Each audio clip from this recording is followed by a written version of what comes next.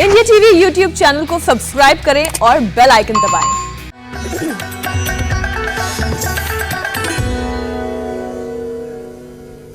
नमस्कार, आप देख रहे हैं इंडिया टीवी। हमारे इस खास कार्यक्रम में आपका बहुत बहुत स्वागत है। आपके साथ मैं हूं मीनाक्षी जोशी और मेरे साथ है मेरी सहयोगी ज्योत्सना पाटनी। ज्योत्सना, आपकी नजर में अच्छी सेहत की शुरुआत कहां से होती है? मीनाक्षी, अच्छी सेहत की शुरुआत होती है अच्छे आधार से, और अच्छा आधार यानी कि अच्छा आहार। आपने सही कहा। और सेहतमंद न्यूट्रिशियस मील का मतलब है दूध, दही, फल, सब्जियां, होल ग्रेन्स और ड्राई फ्रूट्स, ताकि शरीर को पूरा पोषण मिले और इम्यूनिटी बहुत अच्छी रहे। लेकिन सोचिए, अगर खाने का एक निवाला ही आपको अस्पताल के आईसीयू में पहुंचा दे तो फिर क्या हो? हमारे देश में हर साल करीब 30,000 लोगों के साथ ऐसा ही होता है, जिन्हें अस्पताल जाकर ही ये पता चलता है कि वो किसी न किसी फूड एलर्जी के शिकार हैं। बिल्कुल सही कहा मीनाक्षी आपने।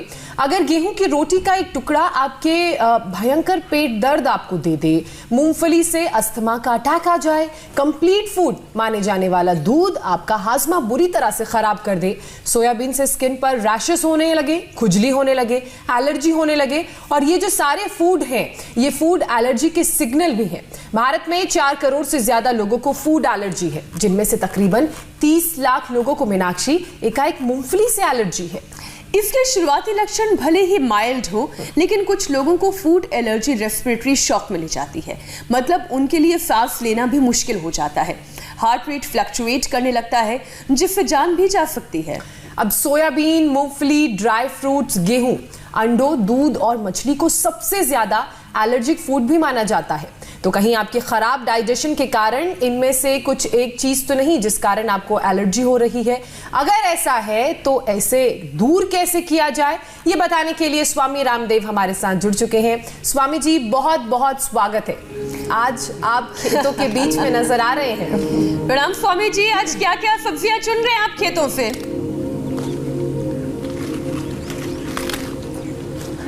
आज की सब्जियां पत्ते वाली हैं, और ये पत्ते वाली जो सब्जियां हैं ये भी कुछ लोगों को अनुकूल नहीं पड़ती। गाजर भी, मूली भी, ऐसे अलग अलग चीज़ों से भी एलर्जी हो जाती है। और जो है, अब कुछ लोग तो मिर्ची बहुत खाते हैं। हमने यहाँ मिर्ची भी बहुत अच्छी लगा रखी है, लेकिन ये सारी ऑर्गेनिक है। माने ये मिर्ची भी खाते हैं तो ये मिर्ची जो है ये तीखी नहीं लगती है, मिर्ची भी मीठी मीठी लगती है। और ये गोबर, गोमूत्र से ये सारी खेती आप जो देख रहे हैं मेरे दाएं बाएं और उधर मक्का कितना बढ़िया है, वो मक्का भी ऐसा ही है हमारा सारा। माने शाक, सब्जियां, फल, सारे गेहूं, चावल, अनाज हम गोमूत्र, गोबर और जैविक जो चीज़ें हैं इन उससे हम पैदा करते हैं। और फिर ये जो पूरा प्याज है ये भी जैविक है हमारे पास। आप ये प्याज, और ये तो बहुत ही अच्छी होती है।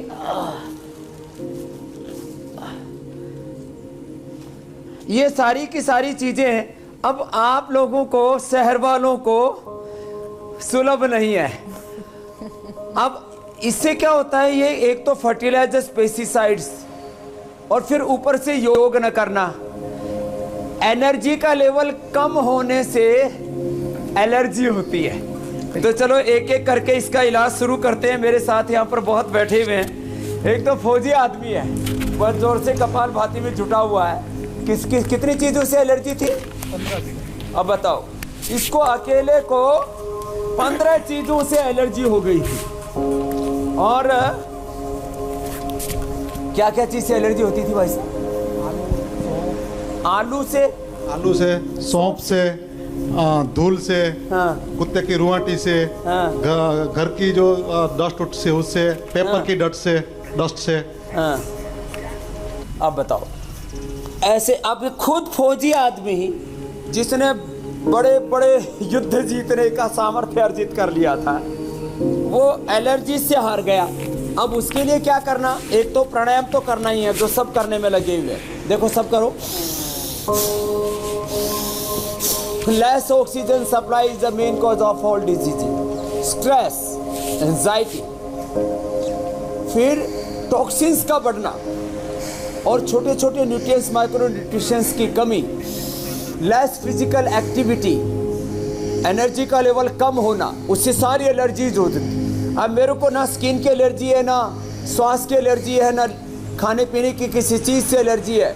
मैं सब चीज़ें बहुत ज़्यादा मात्रा में तो नहीं खाता हूँ, कोई चीज़ से मुझे एलर्जी नहीं। मैं आपके सामने बैठा हुआ हूँ और जिस चीज़ से एलर्जी हो उसी को थोड़ा थोड़ा खिलाता हूँ फिर और प्राणायाम करवाता हूँ। भस्त्रिका, कपालभाति, अनुलोम विलोम, भ्रामरी, ओम उद्गीत, शीतली, शीतकारी, उज्जाई। जिनको गले में बहुत एलर्जी रहती है, जैसे ही कुछ खाते पीते हैं, थोड़ी सी खट्टी चीज खाई कि गले में खराश हो जाती है, गले में एलर्जी, खांसी, दमा, श्वास, ये करवाते हैं। और खाने पीने की चीजों से एलर्जी होती है। तो चलो शुरुआत करते हैं अब आसनों से। वज्रासन में बैठो ऐसे, एड़िया बाहर, पंजे अंदर। अब बाएं पैर के अंगूठे पर दाएं पैर का अंगूठा, दोनों घुटने सामने मिले हुए। अब देखो बेटा, ऐसे पंजे पर पंजा मत चढ़ाओ, ऐसे, ये ऐसे बैठ रही गुड़िया, ऐसे नहीं, ऐसे बैठो खोल के एकदम। अब देखो, छोटी सी उम्र में ये हमारी यहाँ बेटियां भी बैठी हुई हैं। क्या नाम है बेटा? बाबा जी, मेरा नाम नेहा सिंह है। नेहा है, मैंने इसको देखा, मैंने कहा इसके तो गले में दोनों तरफ जो है सूजन सी आ रखी है। अब इसके ये पूरे अंदर के क्या हो गए बेटा? बाबा जी, ये मुझे 1.5 साल पहले मैंने लिम्फ नोड्स पूरे फूल गए इसके। अब तेरे को ये उज्जाई करना है और उज्जाई करके अब आगे आप प्राणायाम और भी बताएंगे, आसन भी बताएंगे। इसके पूरे लिम्फ नोड्स में अच्छा कर दूंगा, नहीं तो इसको बोल दिया ऐसे बढ़ते रहे तो कैंसर हो जाएगा। हाँ जी बाबा। डरा रखा है तेरे को? हाँ जी बिल्कुल। तेरे को डरना नहीं है। अब देखो, छोटी सी उम्र है, कितनी उम्र है बेटा? 33 है। अब बताओ, इसको इतना डरा रखा है, बेटी बोल भी नहीं पा रही है। बेटा तुझे घबराना नहीं है ना, तेरे को एकदम अच्छा कर देगा ना। कपालभाति आधा घंटा, उज्जाई 21 बार तक करना। तेरे को यही तरह लिम्फ नोड्स कम करके भेज दे। एक बार तालियां बजा दो इस गुड़िया के लिए। हाँ, घबराना नहीं है ना। हाँ, और उसको भी दो। अब देखो, ये भी देखने में ऐसी पहलवान जैसी लग रही, मैंने तो सोच रहा था कोई रेसलर है ये। श्वास बाहर छोड़ के आगे झुको। तेरे को क्या था बेटा? बाबा जी, मेरे को डाइजेशन की बहुत प्रॉब्लम है बाबा जी, इम्बैलेंस्ड, वर्टिगो। बताओ, आप छोटी सी उम्र, कितनी उम्र बेटे तेरी? 34 साल। क्या? 34 ईयर्स। 34? चलो अब करो, मेरे साथ करो। अब इसको जो है श्वास बाहर छोड़ो। देखने में हट्टी कट्टी लग रही है, हार्डवेयर अच्छे हैं इसके। लेकिन इसके सॉफ्टवेयर गड़बड़ हो गए। मैंने इसको देखा तो पहले पूछा, मेरे का क्या रेसलिंग करती है? ऐसे लग रही थी जैसे WWE की पहलवान हो।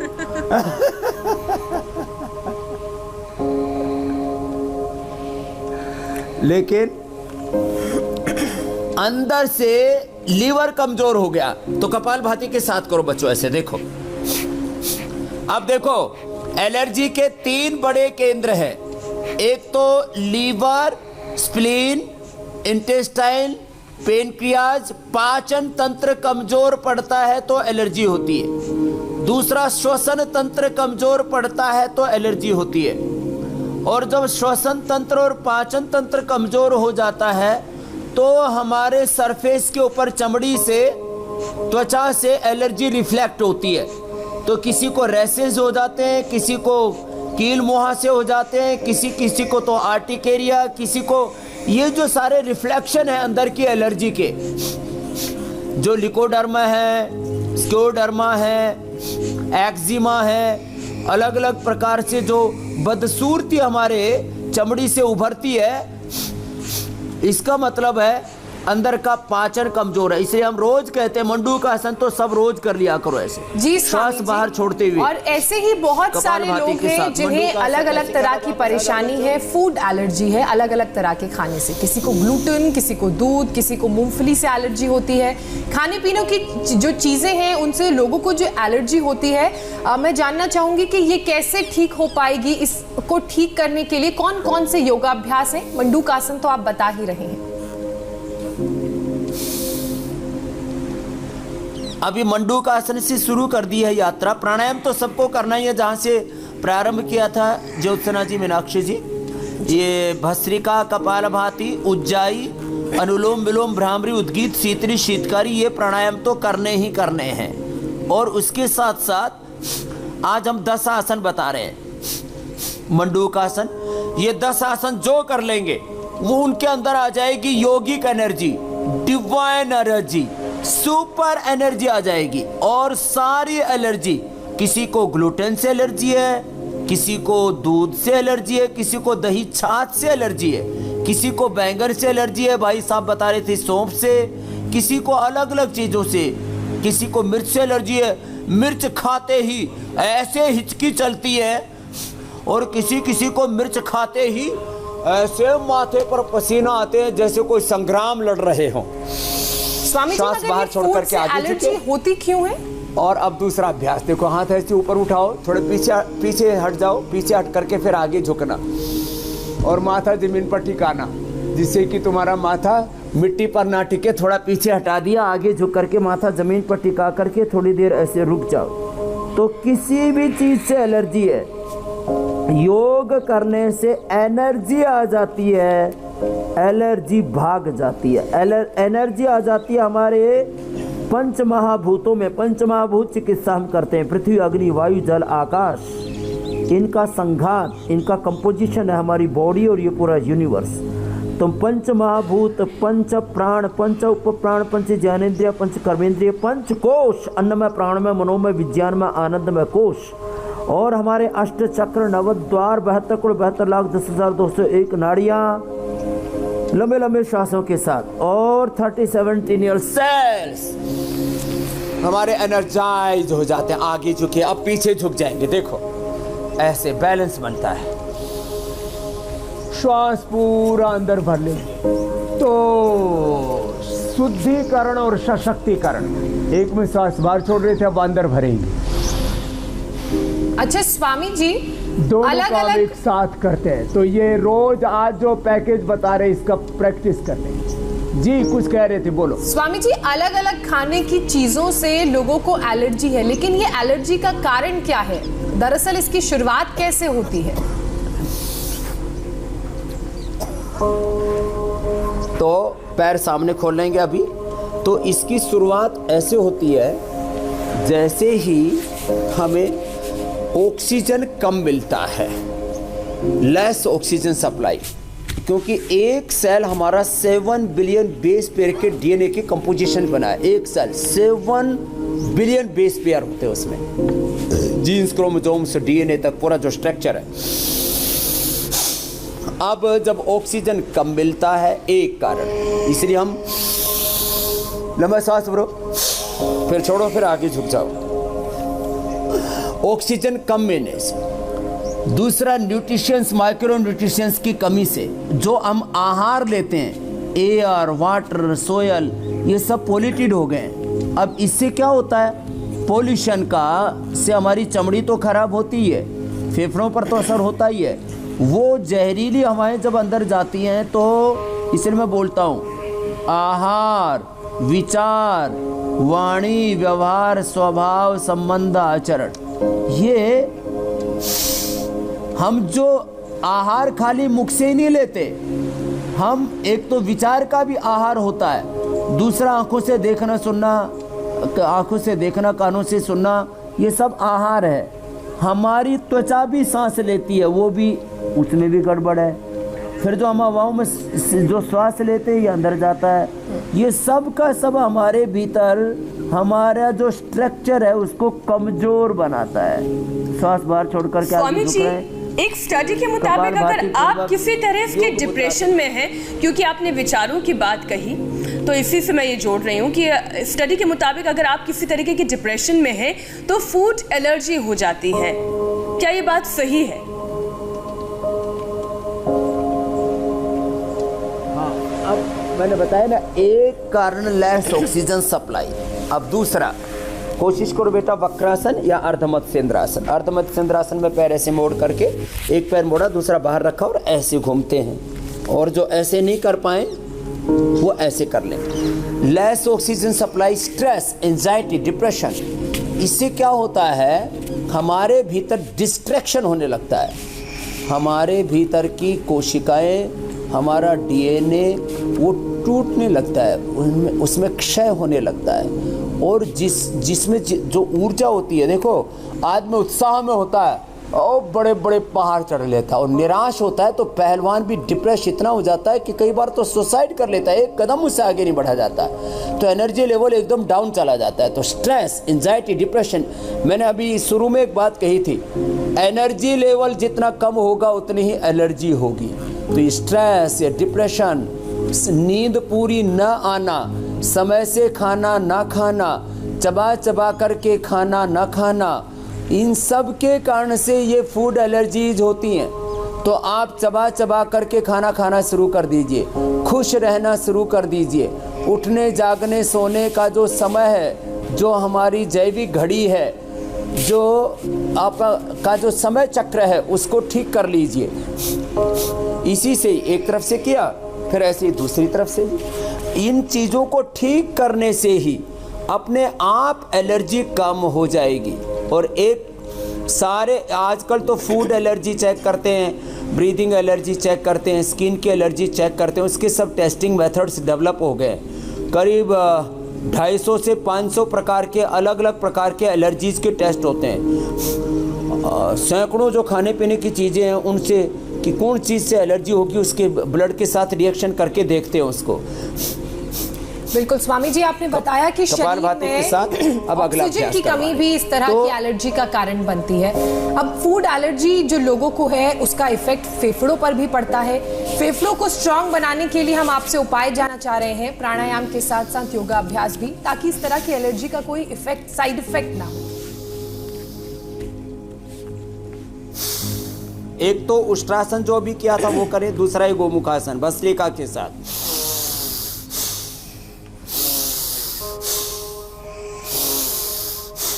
अब देखो, इससे गैस भी नहीं बनेगी, जिनको हाइड्रोसेल की प्रॉब्लम है वो भी दूर होगी, फ्रोजन शोल्डर भी दूर होगा, और फेफड़े की एलर्जी से दूर होगी। एक तरफ से फिर दूसरी तरफ से भी इसको करें। अब देखो, एक योग और लाभ अनेक है।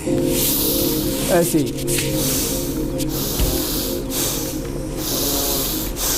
और अगली बात, अब उल्टे लेट जाए, मकरासन, भुजंगासन, सर्वासन, धनुरासन, एक साथ मेरे साथ ऐसे करो। एलोपैथी में बोला जाता है जिस चीज से एलर्जी है उससे बचो। मैं कहता हूं जिस चीज से एलर्जी है उसको खाओ, थोड़ा थोड़ा खाना शुरू कर दो। आपको आंवले से एलर्जी है, एलोवेरा से एलर्जी है, आपको बीट से किसी भी चीज़ से, अनार से, कोई फल से एलर्जी है, आपको ग्लूटेन से एलर्जी है, तो हम क्या करते हैं, पहले तो ग्लूटेन फ्री आटा भी खिलाते हैं उसको। हमने पहले रागी का, फिर जौ का, फिर कुट्टू का, फिर जो है ये सिंघाड़े का, ये सब आटा भी हमने बना दिया लोगों के लिए। ये तो हमने लोगों के लिए कार्यक्रम किया हुआ है। स्वामी जी, एलर्जी दूर करने के उपाय आप लगातार बता रहे हैं, और हमने देखा है जो कई तरह की बीमारियां होती हैं वो जेनेटिकली ट्रांसफर्ड होती हैं, और फूड एलर्जी भी इनमें से एक है। अगर माता पिता को एलर्जी है तो बच्चों में एलर्जी के चांसेस 75% तक बढ़ जाते हैं। अब ऐसे में एलर्जी की जेनेटिक चेन तोड़ने के उपाय क्या हैं?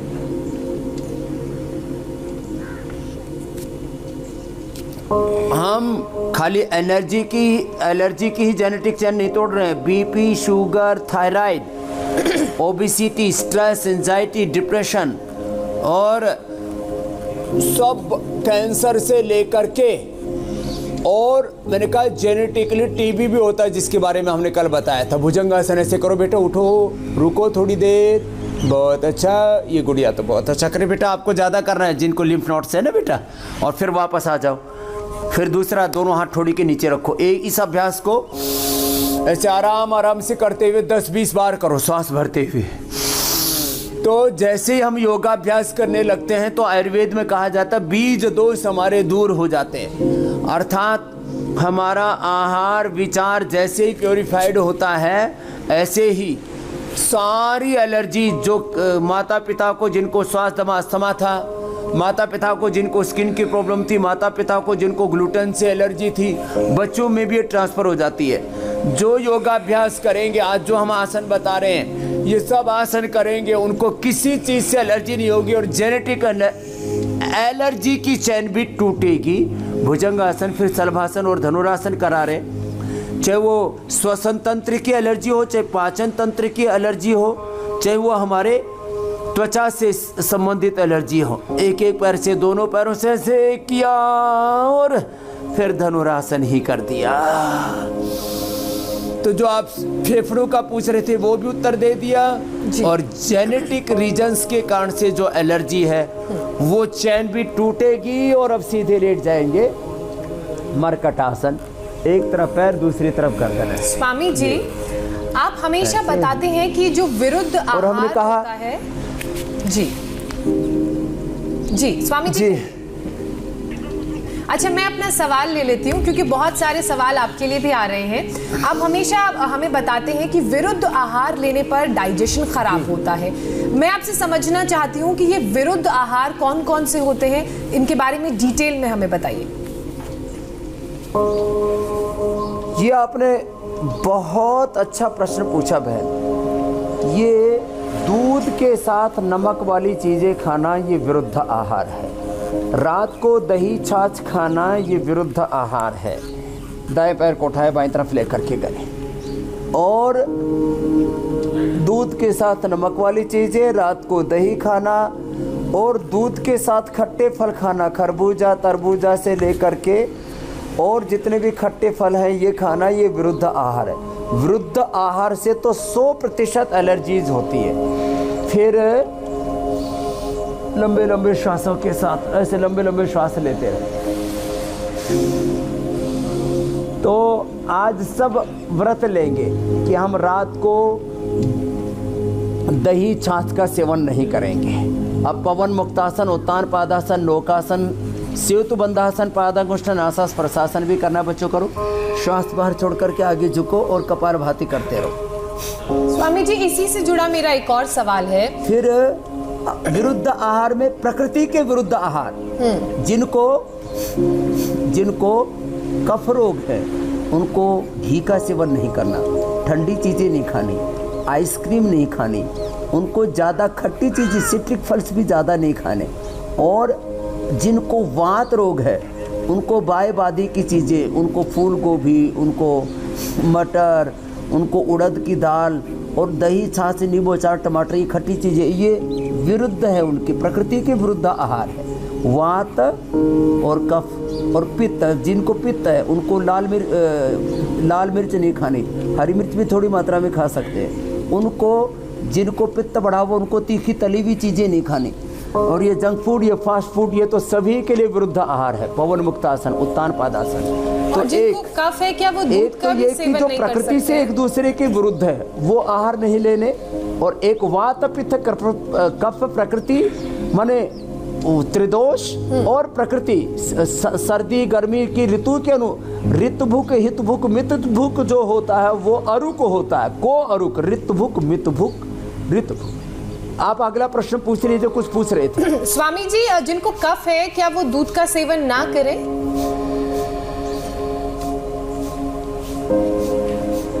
जिनको कफ है उनको दूध में हल्दी, शिलाजीत और केसर के साथ अथवा छोटी पीपल को उबाल करके फिर ही सेवन करना चाहिए। नौकासन भी करने की चेष्टा करो, तो नहीं तो अकेला दूध कफ करेगा।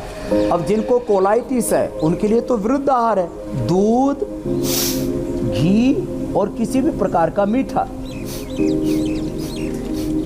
जी स्वामी जी, कोलाइटिस वालों को नहीं लगता। ये जो अपथ्य है ये सारा विरुद्ध आहार है जो हम बताते हैं। स्वामी जी, बहुत सारे सवाल हमारे दर्शकों के आ रहे हैं, अब उन सवालों को भी अपने कार्यक्रम में शामिल करते हैं। रुचि कह रही हैं कि सेतुबंध आसन जी, उनके 3 साल के बच्चे का हेमोग्लोबिन काफी कम रहता है, आंखों के नीचे कालापन है, क्या उपाय है? रुचि पूछ रही है। देखो, रात को 1 चम्मच गुड़ या शक्कर पानी में भिगो दे, सुबह उसका पानी पिला दे बच्चे को। अनार, गाजर और चुकंदर, अनार तो ऐसे ही बच्चा चबा के खा सकता है, अथवा अनार गाजर चुकंदर का जूस भी पिला सकते हैं। साथ में फाइबर होगा तो और ज़्यादा अच्छा असर होगा। तो थोड़ा सा हल्का सा चुकंदर को स्टीम कर देते हैं तो उससे गले में नहीं लगता, नहीं तो गले में खराश हो जाती है चुकंदर से। तो अनार, गाजर, चुकंदर, व्हीट ग्रास, एलोवेरा, ये 5 चीज़ें ले ले और थोड़ा मुनक्का अंजीर भी भिगो करके खिला दे तो हीमोग्लोबिन मेरी तरह से उसका 17.5 रहेगा। पिछले 25 सालों से मेरा हीमोग्लोबिन 17 से ऊपर रहता है और उसका कारण यही है कि मैं हरी सब्जियां खाता हूँ। खाने में पहले फल और सलाद खाता हूँ, उसके बाद पका हुआ खाता हूँ और खुश रहता हूँ और रोज़ योगाभ्यास करता हूँ। चलो, पादांगुष्ठ नासा स्पर्शासन, तो किसी का भी हीमोग्लोबिन कम नहीं रहेगा। हरी सब्जियां जितनी ज़्यादा खाएंगे, ये तो हरी सब्जियां जहां आज हरियाली के बीच में हम कर ही रहे हैं, ये तो सारे हीमोग्लोबिन का सबसे बड़ा खजाना है। क्लोरोफिन से जो है हीमोग्लोबिन सीधा बनता है। एक और सवाल आया है स्वामी जी, कानपुर से विकास दीक्षित का सवाल ये है, वो कह रहे हैं कि उनकी माँ को डायबिटीज है, 68 साल उनकी माँ की उम्र है, कुछ भी खाती हैं तो मुंह में सूजन हो जाती है और कई चीजों से उन्हें एलर्जी भी है, तो इसका उपाय वो जानना चाह रहे हैं। अब देखो, अब आसनों का क्रम, एक चरण तो पूरा हो गया, अब दूसरे चरण की ओर आगे बढ़ते हैं। अब ये सर्वांग आसन और हलासन कर लेंगे।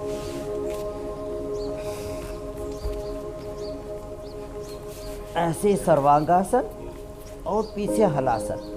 जिनको भी डायबिटीज है वो आज जो आसन बताए यही करेंगे और साथ में ही खाने की एलर्जीज है तो प्राणायाम भी साथ में जोड़ लें। खीरा, कलेरा, टमाटर, साथ ही उसके अंदर गिलोय, चिरायता या कुटकी का पानी मिला दें। सदाबहार मिल जाए और यदि गुड़मार मिल जाए तो बात ही क्या है। खाली पेट मधुनाशनी खाने के बाद मधुग्रिट ले ले।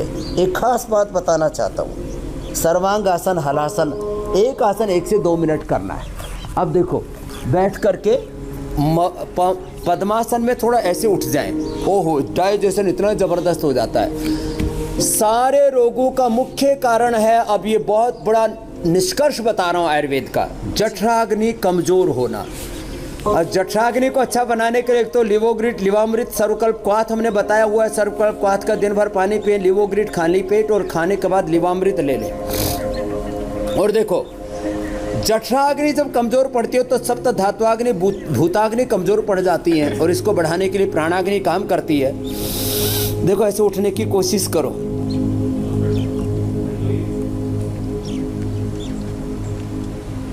अच्छा स्वामी जी, एलर्जी की क्योंकि आज हम बात चैलेंजिंग हो गया तुम्हारे लिए। तो लोगों को अलग अलग तरह की और कई अजीबोगरीब एलर्जी हैं। अब एक सवाल अजय प्रजापति का भी आया है, वो कह रहे हैं कि उनको घी से एलर्जी है। अब क्या घी से भी किसी को एलर्जी हो सकती है? घी से भी और साथ ही एक्चुअली जितने भी प्रोटीन प्रोडक्ट्स होते हैं स्वामी जी, आज से करीब 25 साल पहले एक आदमी आया था अशोक नाम का, दिल्ली से, उसको घी से एलर्जी थी। तो मीनाक्षी जी, ज्योत्सना जी, मैंने उस अशोक नाम के आदमी को कपालभाति कराया जी और उसको बाद में 100 ग्राम घी खिलाया। 100 ग्राम घी। और देखो, करो सब भस्त्रिका करो।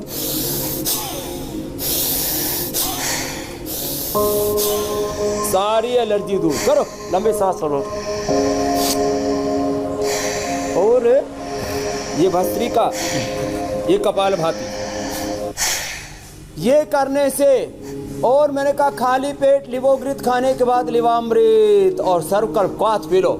यदि आपका लीवर अच्छा है, आपकी आंतें अच्छी हैं, देखो पाचन तंत्र और श्वसन तंत्र दो ठीक हो गए तो पूरा जो है शरीर तंत्र पूरा अच्छा हो जाता है। आप जैसे कोई एलर्जी नहीं। बड़ी बात कह रहा हूँ, ये भस्त्रिका ये कपालभाति जहाँ से शुरुआत की थी।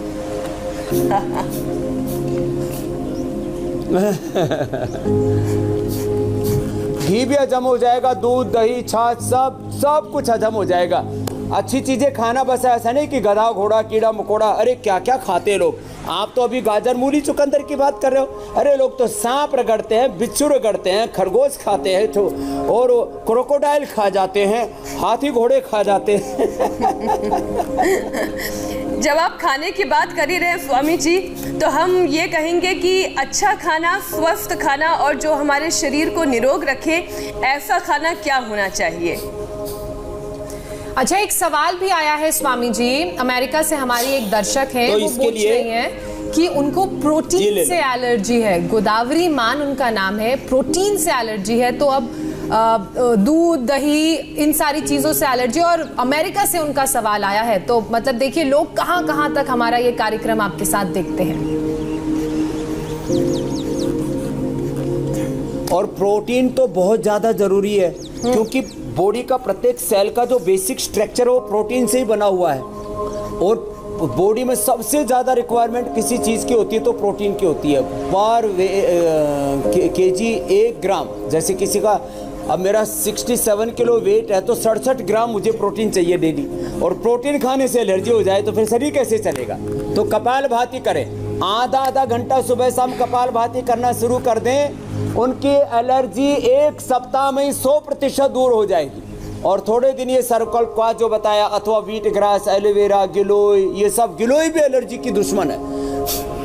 और ये 100% उनको प्रोटीन फिर डाइजेस्ट होने लग जाएगा। मेन चीज क्या है, ये चीजें डाइजेस्ट नहीं होती। डाइजेस्ट क्यों नहीं होती? इनडाइजेशन है, अपचन है। तो पाचन तंत्र ठीक कर लो, लीवर और आते कपालभाति से अच्छी हो जाएंगी।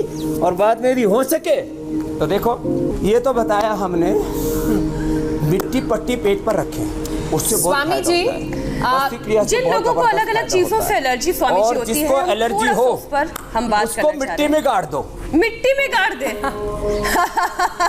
स्वामी जी, जिन लोगों को अलग अलग चीजों से एलर्जी है, उनको आज आप खान पान के मामले में क्या सजेस्ट करेंगे?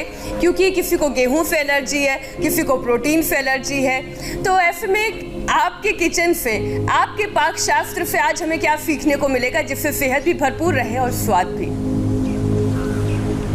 देखिए, मैं स्वाद का ख्याल रखती हूँ स्वामी जी। तो देखो, ये तो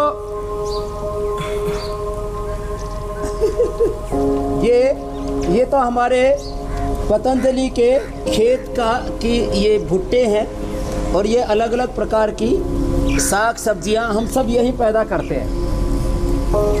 और इन सब्जियों के साथ साथ देखो, हमने आज बताया था, सामान्य जिनको गेहूं के आटे से एलर्जी होती है तो रागी, जो ये सिंघाड़ा, ये कुट्टू, ये बड़े ज़बरदस्त हैं उनके लिए।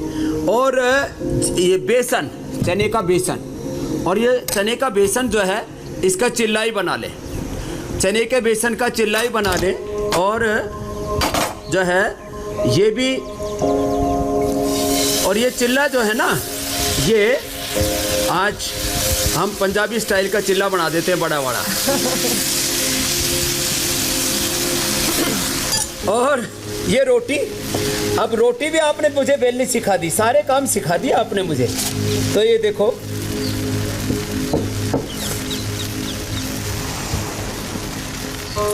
आपका चिल्ला भी गोल है और ये रोटी भी बड़ी गोल गोल है। ये रोटी गेहूं के आटे की है या फिर मिक्स आटे की है स्वामी जी? अब देखो, ये जो रोटी है, ये रोटी है, ये मिक्स आटे की है, जिसमें हमने बाजरा भी मिला दिया, बाजरा और ये जौ और चना ये सब मिला करके और हमने तैयार कर दिया। तो ये ज़बरदस्त रोटी है। तो जिनको ग्लूटेन से एलर्जी है वो शुरुआत यहाँ से कर ले। कुछ ज़रूरी थी है, जो देखो वही गेहूं और चावल के पीछे हाथ धोकर के पड़ा हुआ है। और केवल गेहूं और चावल खाने से ही संसार में बहुत सारी बीमारियां हैं। इसलिए मिला जुला खाओ, मिलजुल करके रहो। और चिल्ला को भी चेक कर लेते हैं। बिल्कुल स्वामी जी, हम तब तक बता देते हैं कि कल के कार्यक्रम में क्या खास रहेगा। तब तक कल का प्रोग्राम बता दीजिए। जी जी। तो आज आपने स्वामी रामदेव से जाना कि अगर आपको फूड एलर्जी है तो उससे कैसे निजात पाएं। कल स्वामी रामदेव आपको बताएंगे कि लीवर को तंदुरुस्त रखने के यौगिक उपाय क्या हैं। लिवर सिरोसिस, हेपेटाइटिस और फैटी लीवर से कैसे निजात पाएं। स्वामी रामदेव साथ ही आपको बताएंगे योग के साथ साथ आयुर्वेदिक उपाय जो आपके लीवर को और मजबूत बनाएंगे। जी स्वामी जी। तो देखो, एक तो एक जैसा अनाज ना खाएं। माने मिला जुला अनाज वो हमारी सेहत के लिए बहुत अच्छा है। और मैं इसलिए इस बात को कह रहा हूँ कि आजकल लोगों में ना, भाई हमारे घर में तो गेहूं की रोटी खाई जाती है। कुछ जगह राजस्थान में, गुजरात में, हरियाणा में भी, दक्षिण हरियाणा में केवल जो है उसकी रोटी खाई जाती है। बोले हमारे यहाँ तो केवल रोटी खाई जाएगी तो बाजरे की खाई जाएगी, ऐसा नहीं। मिला जुला खाएं, दालें अलग अलग खाएं, शाक सब्जियां अलग अलग खाएं। हर दिन थोड़ा ब्रेकफास्ट चेंज करके खा लें। थोड़ा थोड़ा अपने खाने की फूड हैबिट्स को चेंज करेंगे तो निश्चित रूप से जो है हम सब प्रकार की एलर्जी से बच जाएंगे। और प्रकृति को अपनाएं। जितना भी urea, DAP, fertiliser, pesticides, insecticide है, फास्ट फूड है, जंक फूड है, इससे बचें। जितना जहरों से बचेंगे। हाँ। और बहुत सी चीजों से बच नहीं सकते तो कम से कम योग करके अपने आप को सुबह सुबह इंडिया टीवी पर अपने आप को डिटॉक्स कर लेंगे तो कोई रोग नहीं होगा, सब निरोगी रहेंगे और 100 साल जिएंगे। बिल्कुल, और यही अच्छी सेहत का मंत्र है। अच्छा खाएं और अच्छे से एक्सरसाइज करें। स्वामी जी बहुत बहुत शुक्रिया आपका। प्रणाम स्वामी जी। फिलहाल वक्त हमारे लिए एक छोटे से ब्रेक का है। ब्रेक के बाद देखिए बांग्लादेश में मोदी का क्या है प्लान बंगाल।